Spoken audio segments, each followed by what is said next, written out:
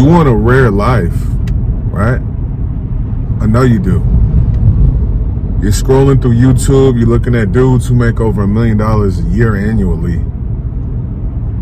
You know the percentage of people actually that make that type of money annually? It's less than 1%. Less than 1%, so 99% of people will never ever see that. You know the number of people actually make $100,000, $150,000 a year? 10%. You know the number of people that actually make $250,000 a year? 5%. So that's rare. And to have a rare life and have this type of money, a lot of people think once you start making over 6 figures, now I can coast. I make 6 figures now, so now I can go on vacation to Bali, you know. Now I can start driving that Mercedes. Now I can go get that i8. You know what's interesting? The people I know that practice vertical wealth generally are people that make less than $100K a year.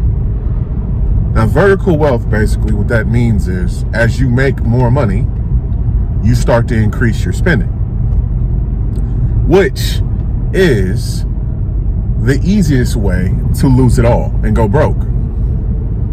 Easiest way. I did it back in my 20s. I started to make more money. So I'm like, oh, I'm a 6-figure nigga now, so I can go get Louis Vuitton. I can go get Fendi. I can start taking my girlfriend to $400, $500 steak dinners. Not an asset in sight. Not one asset in sight. I didn't know anything about building assets. I didn't know that it would be smart and it would behoove me to only spend my residual income on the things that I want, right? So I didn't have any. This is before I had real estate. This is before I had any stocks. This is before I had any of that. This is before I had any ATM machines, vending machines, any cash flowing assets. I didn't have any of that shit yet. You know what I'm saying? So I'm spending earned income and spending your earned income because I know it seems like, oh, I'm making more money. So, you know, I can afford this. I make $15,000 a month. I can afford a $1,000 Louis Vuitton or whatever the fuck. You know what I'm saying? It seems that way with earned income. But remember, earned income, you got to go punch the clock for that. You got to punch the clock. And what happens if that earned income dries up? You ass out. Here you are broke as fuck with a bunch of designer shit. I've been there, bro. I know what that feels like. I know what it is to do the hood rich shit in my fucking 20s and buy a whole bunch of Louis Vuitton and Gucci and all of that shit, right? And I don't have no residual income. I didn't know anything about it. And then I go broke. I'm working in music. And now I'm just a broke ass nigga with a bunch of designer shit that I had to sell. And did I get the same value for it? Of course not. You spend $800 on some Louis shades in 2010, and you go broke in 2016, and those same shades you try to sell, you can only get them for $300. I've been there, bro. So I'm telling you this, man. If you want to be rare, you have to build residual income. Now, residual income. What's the easiest way for you to build residual income? Now, this is not a get rich quick scheme. Understand that. None of this shit I'm going to name off is going to get you rich right away. Most of this shit is going to take 5 years, 10 years. All right. Now, if you ain't got 5 to 10 years and you trying to just impress motherfuckers, turn it off. Turn off this video. Go watch some scam nigga video. But if you're serious, especially if you're a young man, and you're serious, you know, say for instance, you're in your early 20s, you fresh out of college, You just started your career. You're 21, 22. Let's say you're 23. You just started your first day. You got your first check from your career, and you have enough money to invest. This is what I would suggest for you to do. So there's three different things you can invest in for the next 5 to 10 years and start building residual income. So when you're in your 20s, I don't care how much money you make, bro. You don't need no designer, right? You don't need to take no trips to Bali. You don't need to do any of that shit. I know people that take a lot of vacations and drive really expensive cars, and they ain't got no assets. And I know people who barely take any vacations. They have a shit ton of assets, and realistically, they could buy whatever the fuck they want, but they choose not to because they love accumulating wealth with compound interest. So start investing in dividend stocks, the stock market. Dividend stocks. So what a dividend stock is you get into a dividend stock such as, let's see, Jack in the Box, JAC. Tap into that one. Western Union, WU. Do your own research. I'm not no financial planner. No, this is just shit that works for me. You get paid a percentage based upon how many shares of a stock you own. So this will take years to accumulate. But eventually, if you're investing enough money over the course of 5 to 10 years, you'll start to get thousands of dollars back in dividend stocks. So, young man, 23 years old, just starting your career, start investing in dividend stocks. And you can start as small as just investing every check, investing $150, $200. If I were you, a young man, I would invest $500 a month. So you can start small, $500 a month, dividend stocks. Start getting a whole accumulation of different dividend stocks. And from there, just start building your compound interest over that. Now, like I said, this is going to take years. This ain't nothing that, oh man, I could just, I'm going to do this for a year and I'm going to be up. No.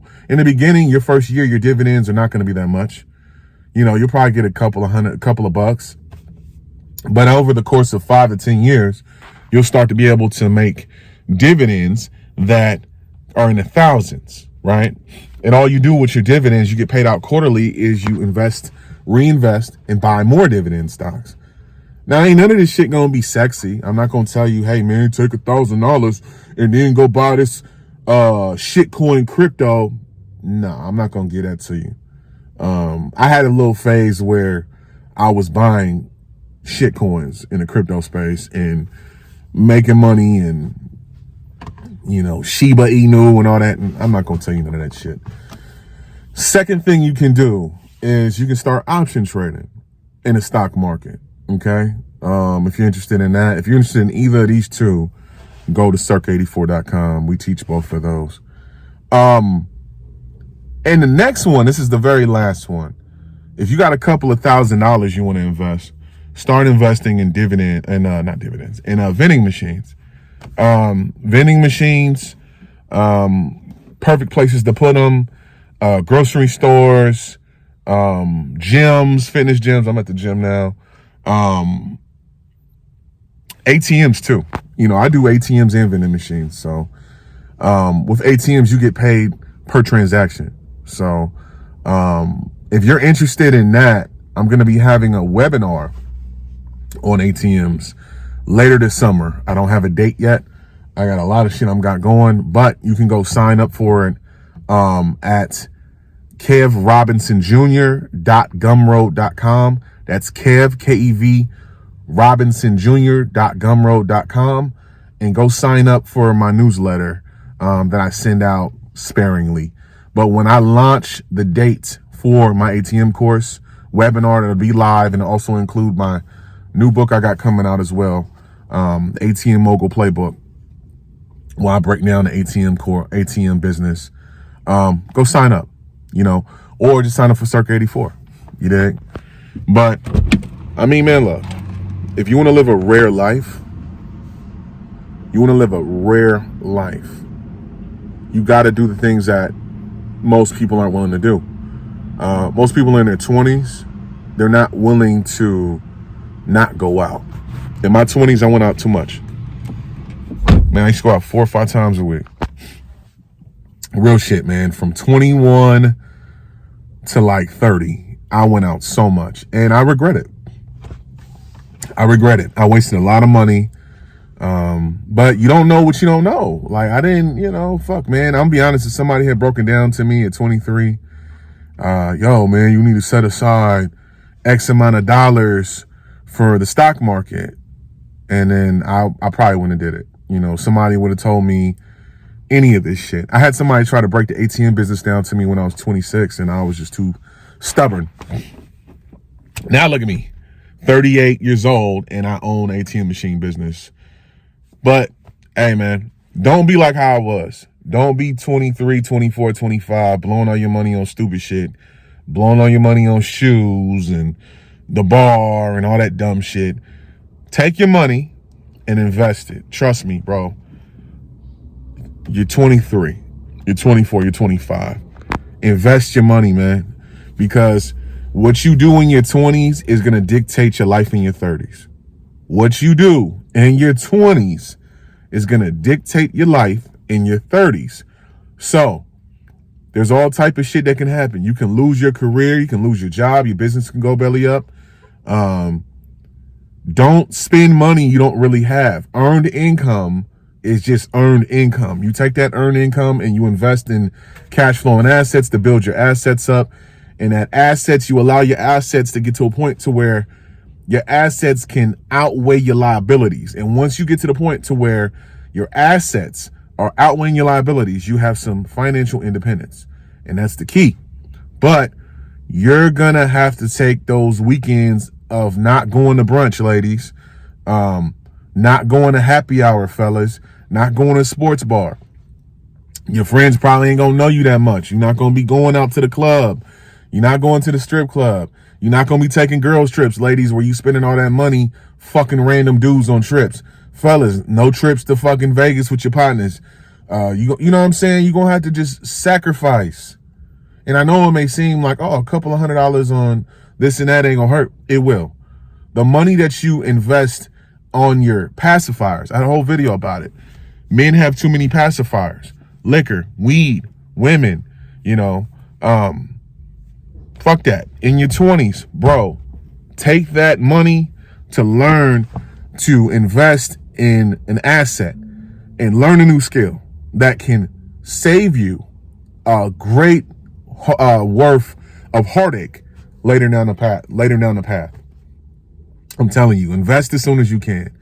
Bro, if you're fucking 17 years old, you 18 years old right now, start looking into investments, man. Please do. Please. Invest your time in things that can make you money, not in people that are going to waste your time. All right? Peace.